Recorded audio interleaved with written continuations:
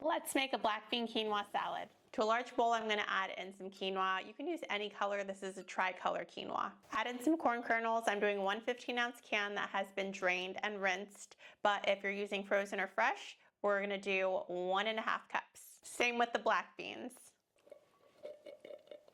Finely diced onion, any kind works.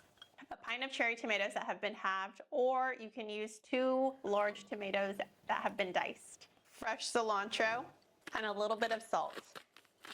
Now set this aside while we make our dressing. We're gonna do a lot of lime juice. I'm using about 3 limes.